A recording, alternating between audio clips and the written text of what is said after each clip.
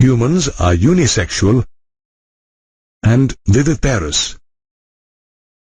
The major reproductive organs include the external genitalia, like the penis in males and the vulva in females, along with a number of internal organs including the gamete-producing gonads like the testicles in males and the ovaries in females. Let us learn about the organs of the male reproductive system. The male reproductive system is located in the pelvic region. It includes the testes, accessory ducts, accessory glands, and external genitalia. The testes are covered by a sac-like protuberance of skin and muscles called the scrotum. The scrotum lies between the penis and the anus. The testes need to be at a temperature of 2 to 2.5 degrees less than the body temperature to produce sperms.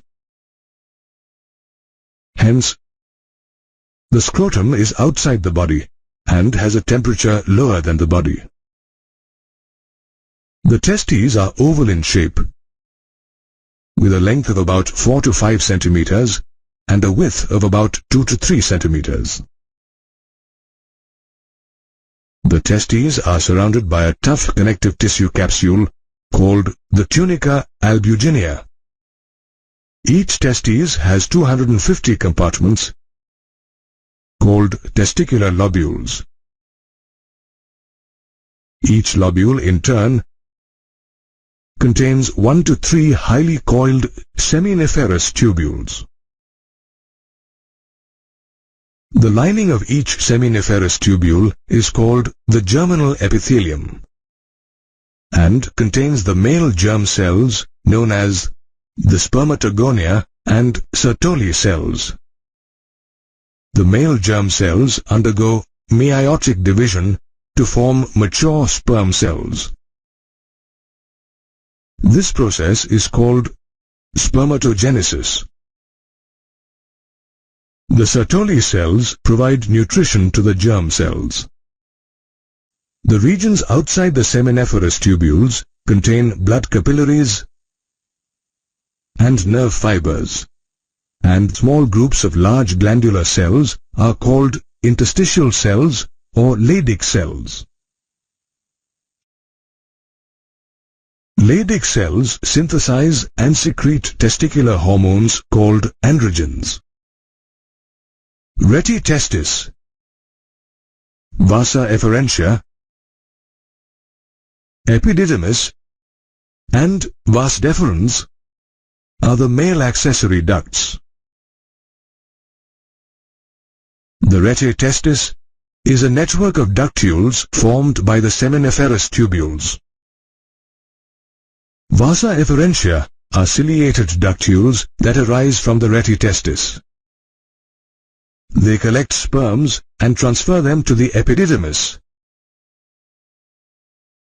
The epididymis is a long, narrow, highly coiled tubule present along the posterior surface of the testis.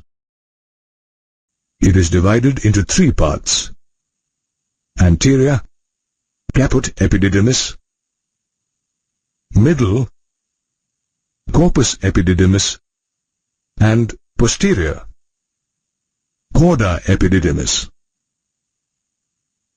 The epididymis stores the sperms temporarily and nourishes them.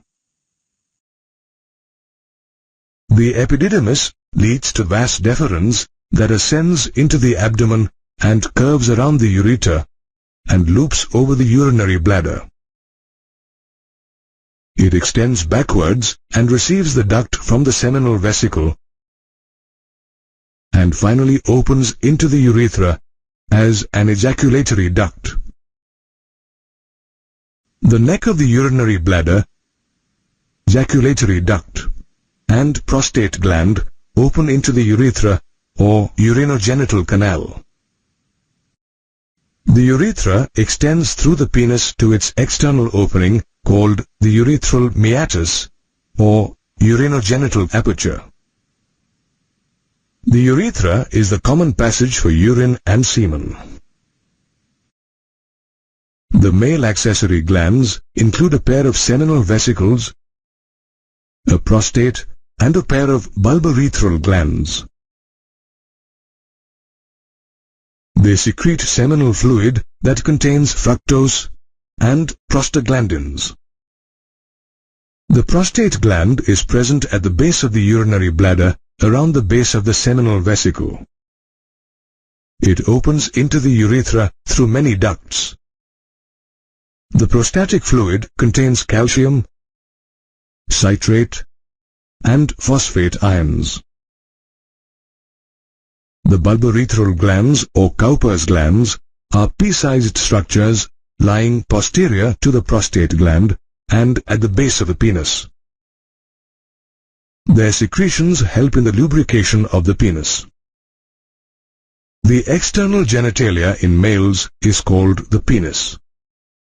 The penis is a copulatory organ and is covered by a loose sheath of skin.